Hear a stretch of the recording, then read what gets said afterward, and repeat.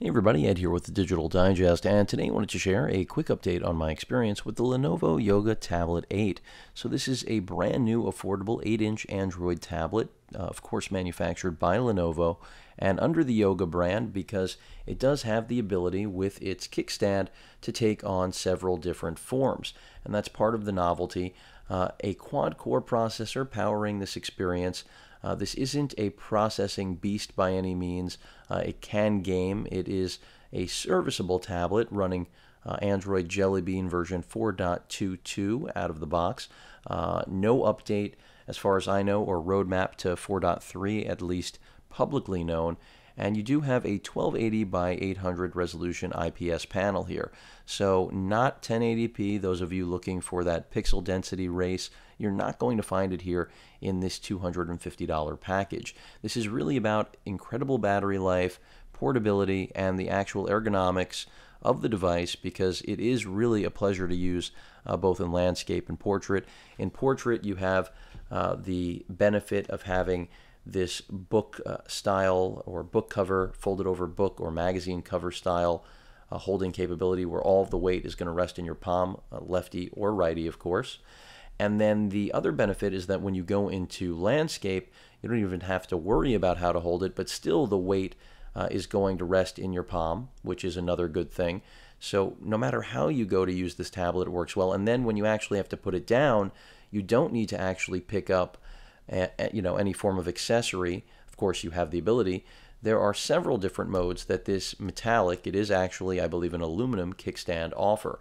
So in the camera mode here, but just going back to a traditional stand mode here, which you can use for viewing content, media consumption in general, you're going to notice one of the other tremendous benefits that I pointed out in my unboxing, which are the front-facing speakers, something that not many tablets incorporate, but they are making a comeback because manufacturers are listening to customers, and most customers will tell you that dual front-facing speakers are going to provide the best audio environment when at least they don't have access clearly to headphones. So you have the benefit of having those front-facing dual speakers, also Dolby Digital Plus certification, and I can tell you that the audio is relatively solid. In terms of what actually comes installed here, or the overlay, that's something a lot of you are probably wondering about. This is far from a stock experience. It may look, not too overlaid right now. Obviously, I can pull all of these widgets off, but more importantly, you'll notice that if I do a long press here, it brings up access to a custom UI for access to your widgets as well as your launcher. Go ahead and go back. You'll see it also, it actually brings up all of your home screens essentially. So you can assign widgets to whichever you want. And this is a custom environment designed by Lenovo. Now, whether or not it's a personal favorite, well, I can't really comment on it yet. It's foreign to me, quite frankly. In terms of the software that they're putting on here stock, it's not overly bloated, no question about it, but do keep in mind this is a pretty slim tablet when it comes to internal storage.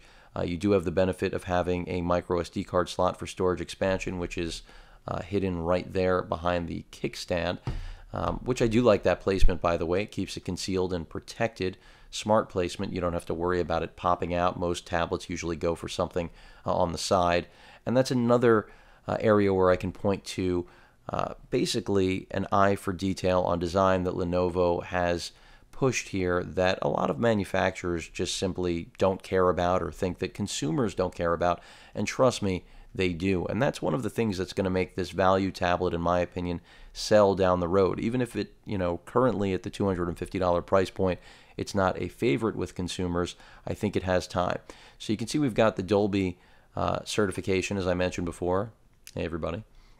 And right here you can see you actually have a pretty full-fledged piece of software that you generally would not get. I mean, not a whole lot of options, but in terms of the different modes for customization, all different manufacturers have tried to incorporate things like this in the past, but none have done anything as detailed and, in my opinion, full-fledged as what Lenovo has done here. And it's for good reason. I mean, audio experience is part of media consumption, and Dolby is quite frankly, one of the best, if not best, names you could have attached to a tablet that is claiming to have superior audio performance. And don't get me wrong, other manufacturers have used the Dolby name, and they haven't necessarily lived up to expectations. But some nice things going on here in terms of EQ enhancements.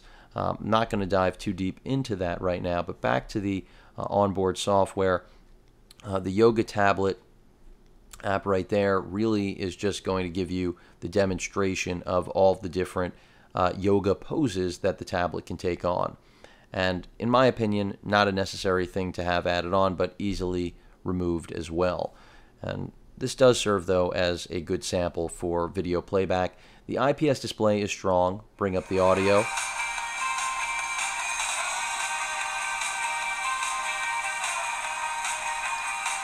And the speakers are just incredibly loud.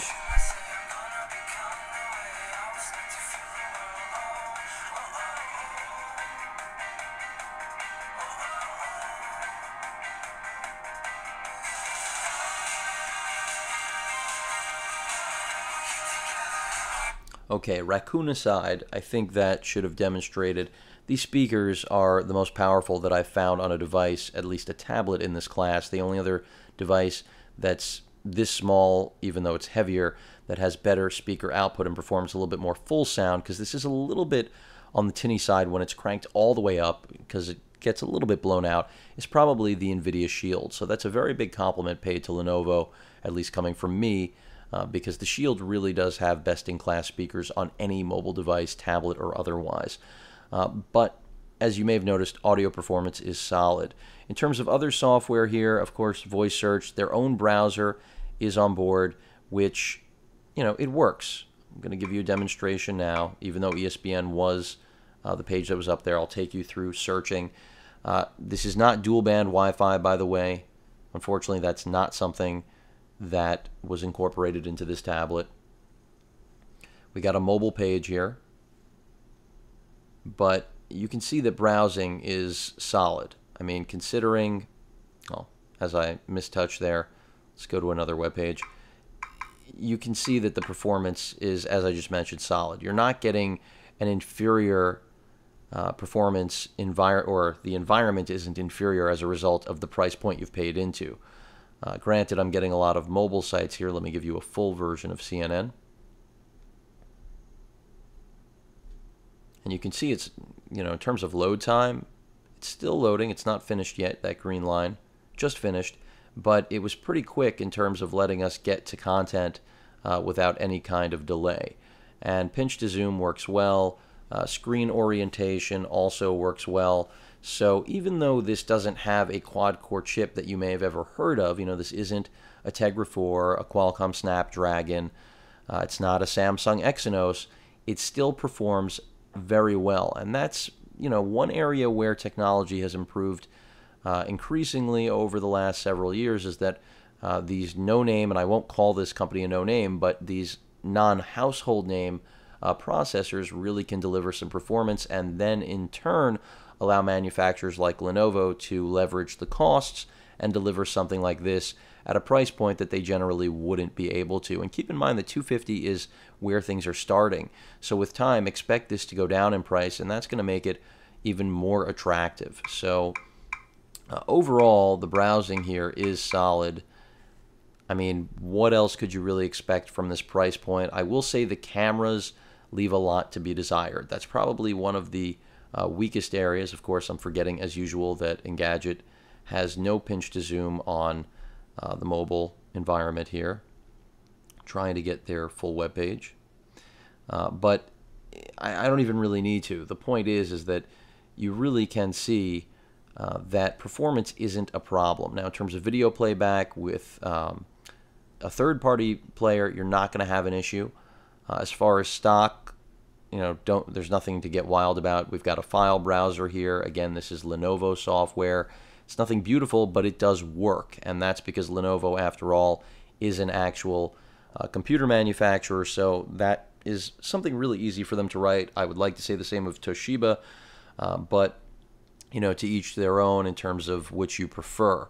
I mentioned battery life before. Lenovo has an incredible estimate on this tablet, and so far I can't say that it is in line, that crazy number that they've thrown out there, but I could easily see 10 hours of performance with this device, which in its form factor and class is pretty much unheard of. So figure you could even do better depending on settings. And look at how slim this tablet is. I mean, really, it's incredibly thin. That metal kickstand allows for all sorts of different use, and that's without picking up any sort of accessory, which is what I like. Navigation, again, this is a proprietary application, I believe.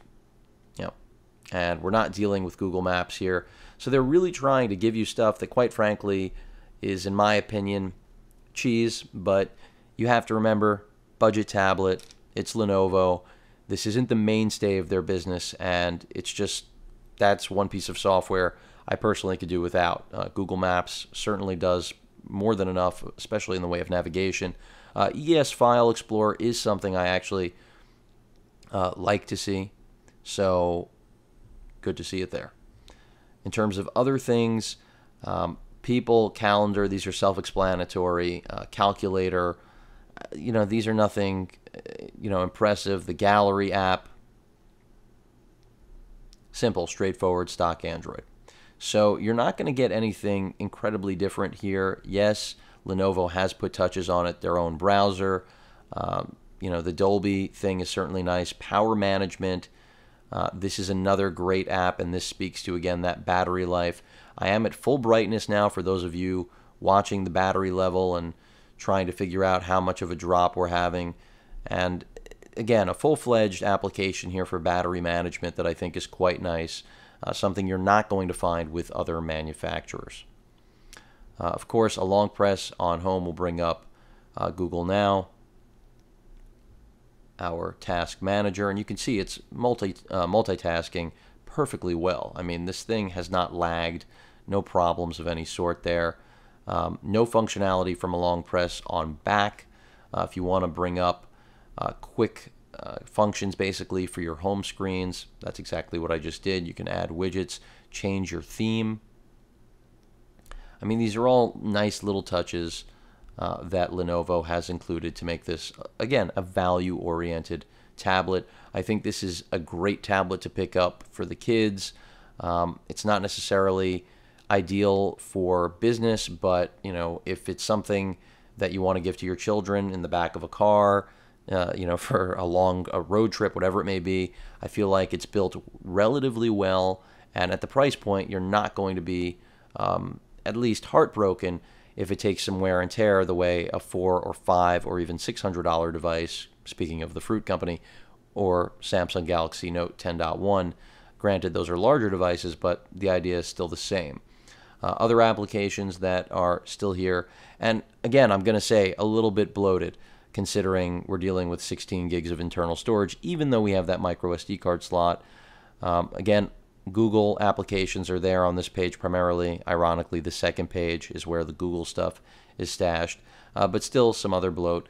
And overall, though, you have to remember, $250, you're getting something that's complete out of the box. It works. I haven't found any instances of crashes, reboots, and those are things that often do plague devices out of the box. So smooth performance, obviously key for a consumer looking to get something that works right out of the gate. You're not getting a traditional app launcher, as I showed you before. Notifications, fairly straightforward, and take you into settings for a moment. You can see their own overlay is here, but again, it's not anything groundbreaking. It's not like TouchWiz. In other words, you're probably less likely to hate this because it's not a heavy skin in any form or fashion. Again, still running 422 here, the latest build, October 23rd, and beyond that, in terms of accounts, I don't see multiple users, so that isn't a feature on here, despite the fact that I've been mentioning it is friendly for families because of the price point.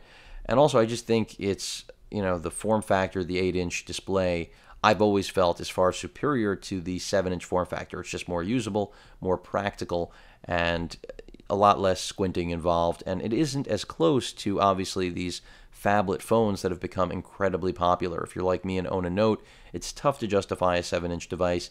8-inch, certainly easier to stomach because it actually does overlap less than a 7-inch device. As I mentioned before, the cameras really just haven't blown me away, but overall, the device is solid. That much I can tell you. If that hasn't become glaringly clear through the course of this review, it should have. 2 notification bars, much like a Nexus device, so that part they did leave in place.